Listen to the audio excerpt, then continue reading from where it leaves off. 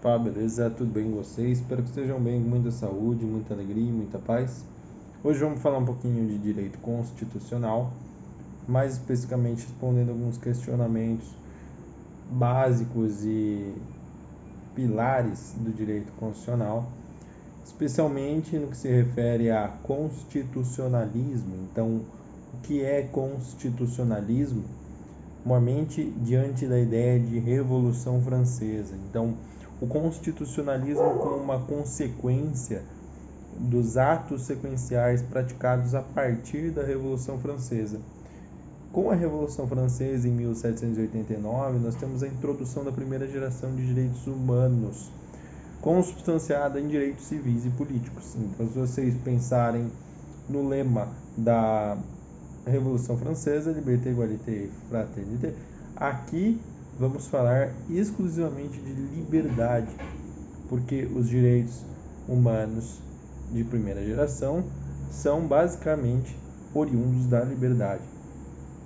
Isso porque o Estado absolutista exercia uma grande e pesada força sobre a população, sobre aqueles que estão a ele submetidos, e essa liberdade vem para rechaçar o Estado absolutista.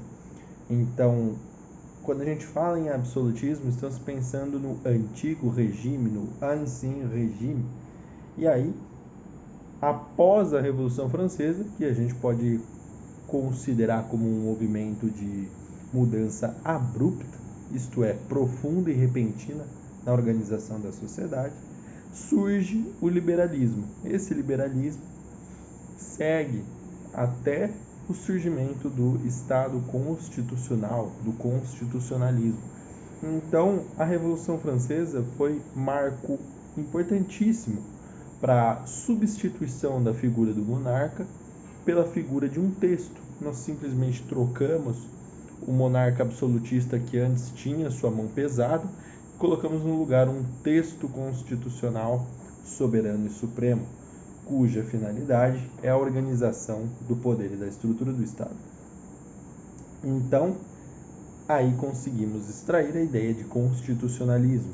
E aí, em detrimento a isso, o direito constitucional surge como um ramo do direito público destinado a estudo, ao cotejo da constituição política do Estado, ou mais especificamente, dos elementos que constituem o Estado.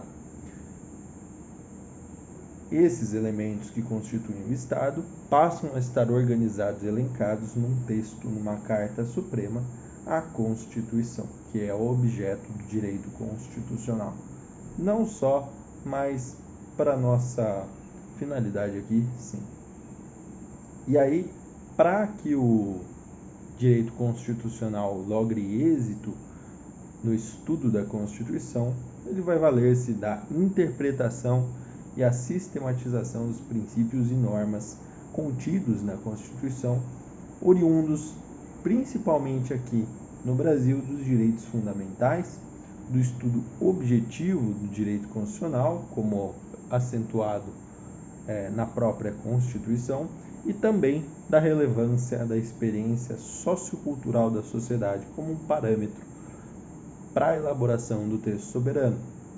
Isto porque o direito constitucional, enquanto uma ciência positiva, enquanto uma ciência que observa a sociedade do ponto de vista científico, ele parte de pressupostos científicos para conseguir organizar essa sociedade.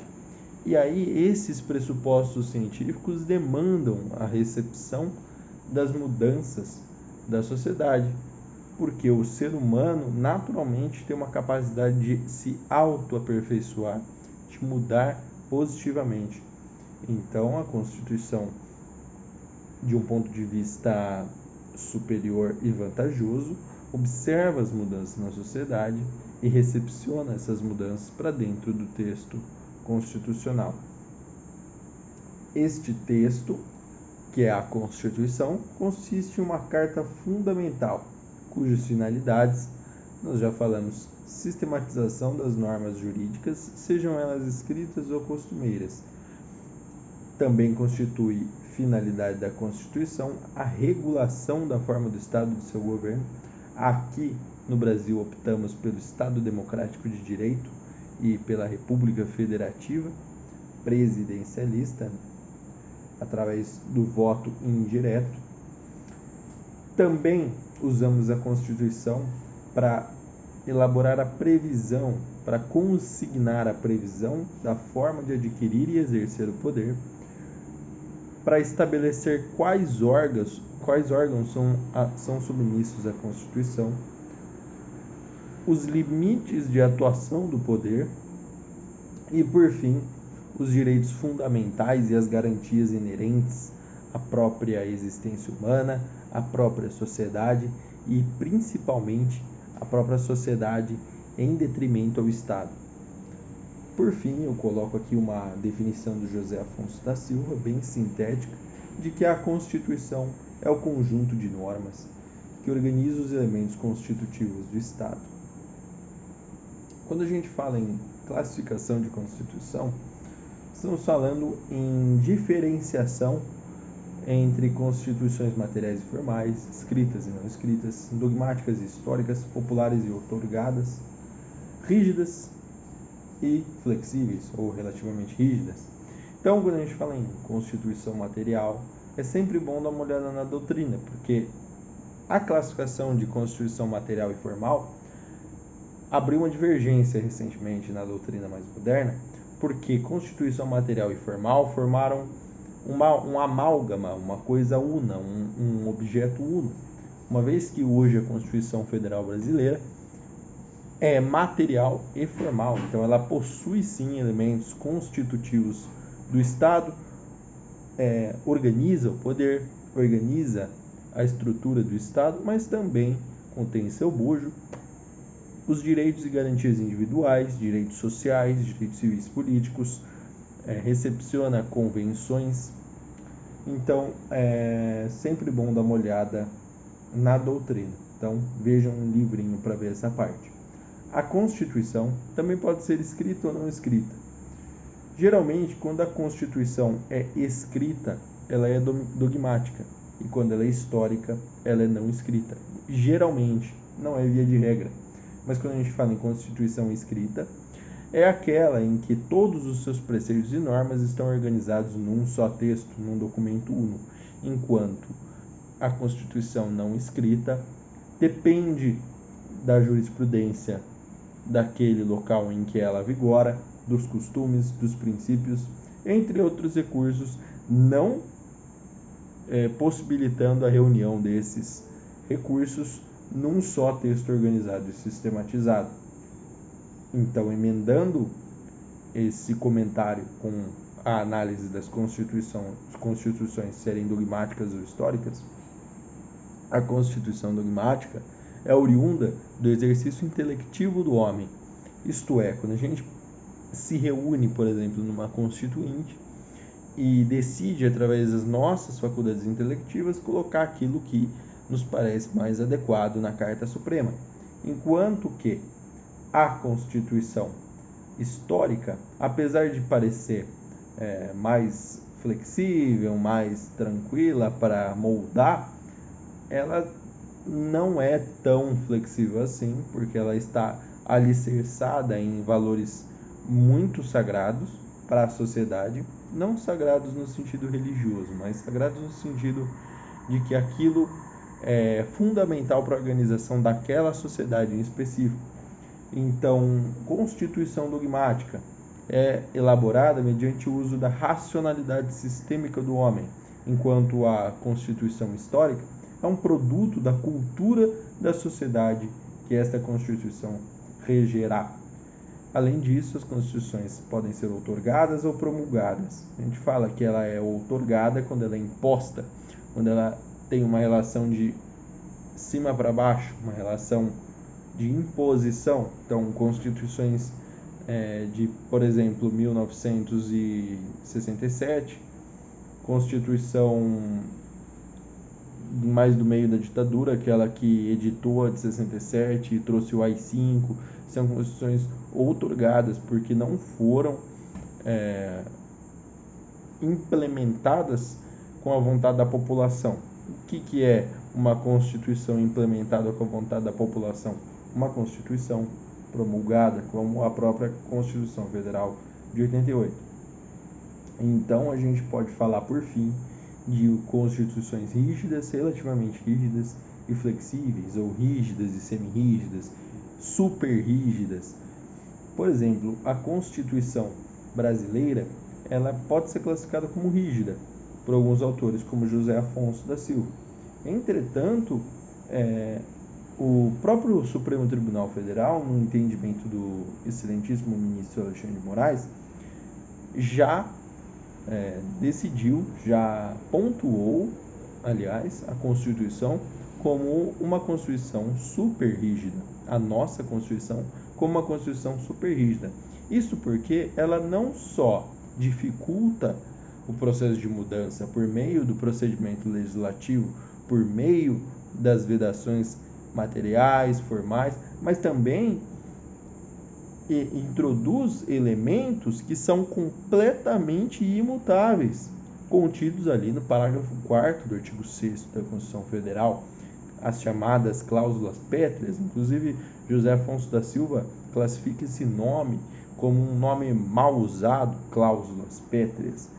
Mas, fato é que a Constituição brasileira é de rígida para cima. Isto porque nós temos aí um rito extremamente qualificado, um quórum extremamente qualificado para aprovação das emendas constitucionais. Mas alguns autores aí, num entendimento minoritário, entendem que a Constituição Federal, por permitir a mudança, passa a ser relativamente rígida. O que é importante dizer é que a Constituição jamais pode ser imutável em sua totalidade. Ela precisa ser estável, e essa estabilidade é oriunda, sim, de uma dificuldade no processo de alteração, de reforma, como acontece hoje no artigo 60 da Constituição Federal, que exprime o poder reformador, mas ao mesmo tempo ela não pode ser imutável, porque ela precisa abrir espaço para recepcionar as mudanças que acontecem na própria sociedade. Então, falamos aí de artigo 60, só retomando, se vocês não viram as aulas anteriores de Direito Constitucional, vamos falar mais ou menos aqui o que está no artigo 60 da Constituição Federal, que trata aí do poder reformador do constituinte, do poder constituinte derivado reformador. No artigo 60 estão explicitadas limitações circunstanciais, parágrafo 1º do artigo 60, limitações materiais, parágrafo 4º do artigo 60, limitação procedimental, parágrafo 5º, e o próprio procedimento legislativo contido aí nos parágrafos 2º e 3º do artigo 60. Deem uma olhadinha lá. E, por fim, a gente pode falar do artigo 60, que, por uma lógica, ele também não pode ser matéria de alteração, porque ele mesmo é a própria forma como a Constituição pode ser alterada. Logo, eu não posso alterar aquilo que me dá a base, me dá o alicerce para mudança na Constituição Federal. Logo, senão, a gente poderia facilmente editar o artigo 60 para permitir a alteração de cláusulas pétreas, e aí a gente perderia toda essa vantagem oferecida pelas cláusulas pétreas. Falamos aí de Estado Democrático de Direito, que foi a opção brasileira para o sistema e forma de governo. Então, quando perguntarem na OAB ou no concurso qual que é o sistema e a forma de governo brasileira, a resposta é Estado Democrático de Direito. E a democracia consiste numa forma de comunicação integral e dialógica entre Estado para com a sociedade, para com o particular, e vice-versa. Então, ao mesmo tempo que o Estado nos impõe uma certa obrigação, nós também podemos compelir o Estado a atender aos anseios populares, Isso porque lá no artigo 1º da Constituição Federal, nós temos que todo poder emana do povo, certo? Mas todo poder emana do povo, não basta eu esticar uma faixa num caminhão e falar que todo poder emana do povo, pedir a derrubada de ministro do STF, pedir impeachment de presidente, enfim, não é bem assim. Todo poder emana do povo, sim, que o exerce nos termos da Constituição. Quais são os termos da Constituição? Estão elencados lá no artigo 14 da própria Constituição Federal. Então não basta essa reivindicação de que todo poder emana do povo, já que lá no artigo 14 nós vamos ter aí alguns recursos para que a população exerça o poder que essa própria população emana, principalmente aí pelo voto, pelo sufrágio universal, pela garantia oferecida pela própria Constituição Federal para o exercício do sufrágio universal e também aí por referendo, plebiscito, enfim. Aí vale a leitura do artigo 14. Não só, mas a Constituição Federal, ao valorizar a democracia, a partir ali dos artigos 3º, 4º e 5º, estamos falando de garantias e direitos individuais, que vão tutelar essa relação entre Estado e particular. Então, é uma tutela de eficácia vertical, porque vertical a gente pressupõe uma relação Estado-particular. Mas, a partir ali do artigo 5º, a gente está falando de uma imposição que a Constituição faz ao Estado para que ele haja, para que ele implemente suas políticas. Então, enquanto ali nos primeiros artigos da Constituição estamos falando de elementos limitativos da Constituição, ou seja, hipóteses em que o Estado precisa se abster de praticar alguns atos, como por exemplo, artigo 5º, inciso 57, que proíbe, que expurga a prisão civil por dívida. Então o Estado fica lá, não posso te prender por dívida. Mas ali nos demais artigos nós temos a imposição. Então o Estado prestará assistência à saúde, o Estado precisa garantir o direito à educação, o Estado precisa agir, precisa implementar, precisa construir a escola, precisa construir a ponte, precisa construir o hospital. Isso é chamado pelo José Afonso da Silva como elementos socio-ideológicos da Constituição. Então, enquanto a gente está falando ali nas abstenções do Estado, não me prenda, habeas corpus, garantias individuais, não haverá pena de morte, ali temos elementos limitativos da Constituição. Entretanto, nos demais artigos, estamos falando de elementos socio-ideológicos que impõem ao Estado uma obrigação, uma prestação positiva. Por fim, só para finalizar, que o vídeo está ficando comprido, quando a gente fala da Constituição Federal de 88, estamos falando não só de uma carta política, mas também uma carta jurídica.